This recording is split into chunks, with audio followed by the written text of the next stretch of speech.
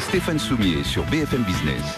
Le patron de NetBooster qui est avec nous, Raphaël Zir. Bonjour Raphaël Zir. Bonjour. Merci beaucoup de revenir nous voir. Alors juste deux mots avant qu'on parle d'un truc qui continue de me fasciner depuis que vous m'avez fait découvrir.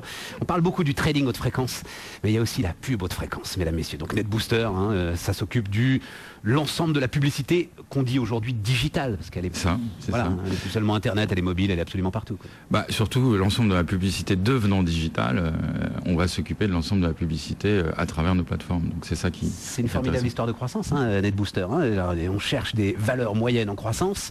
2006, 45 personnes, 10 millions d'euros. 500 personnes, à peu près 130 millions d'euros. Enfin, on va pas spéculer sur l'année 2013, mais globalement, c'est à peu près ça l'idée. En tout cas, sur le premier semestre, on en a fait 65 millions, donc effectivement, c'est la tendance. Ouais. C'est quoi juste le moteur ?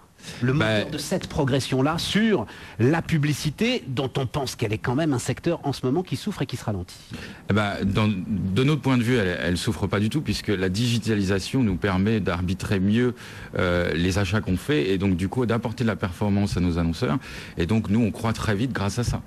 Et on apporte de la valeur aux annonceurs. Et au moment où c'est difficile, la situation macroéconomique est difficile, que font les annonceurs? Ils se renforcent sur ce qui marche et ce qui est mesurable. Et ça, c'est nous. Ouais, c'est ça. Et vous donnez plus d'efficacité finalement à l'ensemble des investissements publicitaires. À 100% des investissements publicitaires. C'est-à-dire qu'on les maîtrise. Et ce qui est génial, c'est que c'était d'abord juste ce qu'on appelait Internet. Et aujourd'hui, ça s'ouvre à l'ensemble des médias. Et ça, pour les annonceurs et pour nous, c'est fabuleux. Mais vous trouvez ça génial. Et moi, je trouve ça génial. Que vous trouviez ça génial, ça pourrait effrayer. Ça pourrait effrayer, parce que ça aussi, question récurrente, quand on est une boîte de 500 personnes et qu'on doit affronter les géants publicitaires du monde qui peuvent mobiliser des milliards sur ces technologies quand même. Ah bah, Publicis, on a mobilisé 416 millions il y a quelques jours pour acheter un de nos concurrents. Non, ça nous effraie pas du tout. Bah non, mais parce que c'est tellement dynamique, il y a tellement de place pour tout le monde, et nous on est tellement agile et rapide comparé à ces éléphants qui sont très respectables. Moi, je trouve que Publicis, ce qu'ils font, c'est. Vous en venez, on le dit. Oui, j'en viens. Et puis, non, mais c'est vraiment. Pour moi, si je regarde mes concurrents, là effectivement, de ceux qui, dans les grands, travaillent en profondeur et qui a réalisé cette importance du digital il y a très longtemps. D'autres n'en sont pas là. Certains de leurs concurrents mettent du temps, etc. Mais nous, en tout cas, on est agile, on va plus vite, donc on n'est pas inquiété du tout. Ça veut dire que dans ces affaires de haute technologie, parce qu'on va en dire un mot, ça reste de la très très haute technologie, small is beautiful. Il faut encore être agile, chercher dans tous les sens. Vous savez, on est des experts, on est des orfèvres. C'est-à-dire que quand vous faites en masse, et nous on est dans le détail, c'est vraiment de l'expertise, on achète en temps réel, on doit faire des arbitrages, on doit mettre de la technologie, enfin, il faut aller très vite. Et en plus, si vous voulez, notre univers change tous les jours. Facebook vient de lancer son Ad Exchange il y a quelques jours. Si vous n'êtes pas prêt, vous êtes foutu. Je veux dire, et il faut aller vite. Ad Exchange. Tout à fait. Un truc de malade.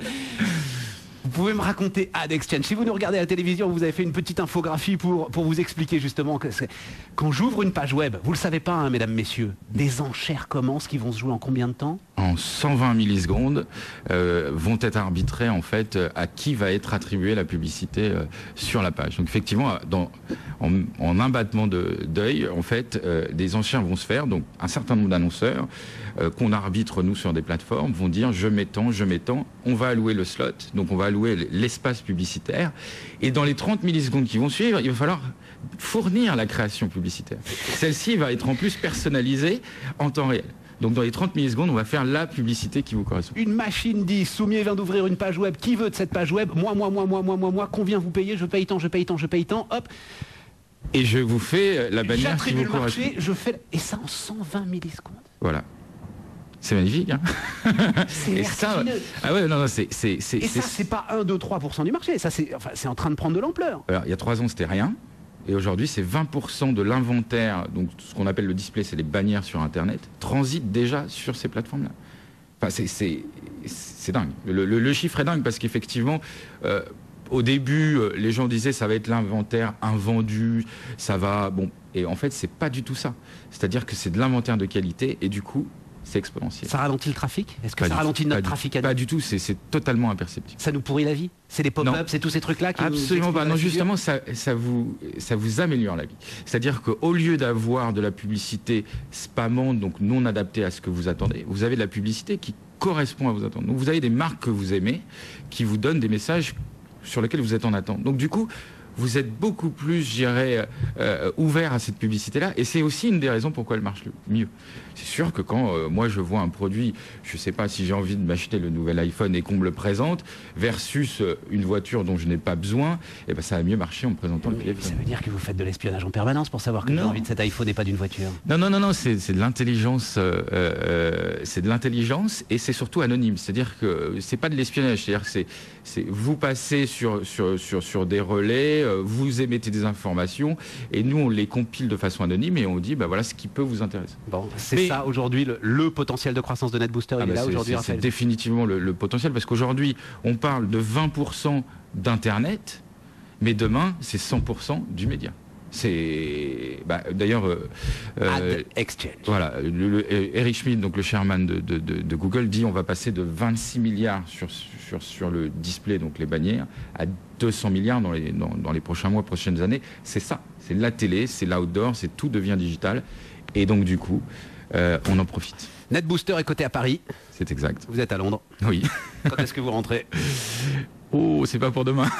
Non, c'est pas possible. Juste un mot là-dessus, je veux pas vous embêter avec ça, juste un mot là-dessus. Non, mais je le vois de loin. Ça fait mal de voir une vraie belle histoire de croissance là, formidable, vraiment formidable. Alors nous, nos motivations d'être à Londres sont totalement dépendantes du gouvernement et des choses qui se passent en France, puisqu'évidemment, nous, on est international, 60% de nos clients sont internationaux. Le hub international pour l'Europe, c'est Londres. Il n'y a pas photo, c'est vraiment là où tout se passe.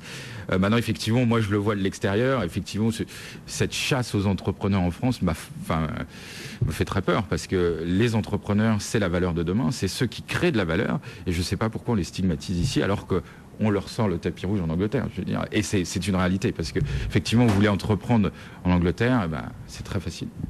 Raphaël Zeyer qui va donc retourner sur son tapis rouge, le patron de NetBooster, ce matin sur BFM Business. Merci beaucoup. Merci.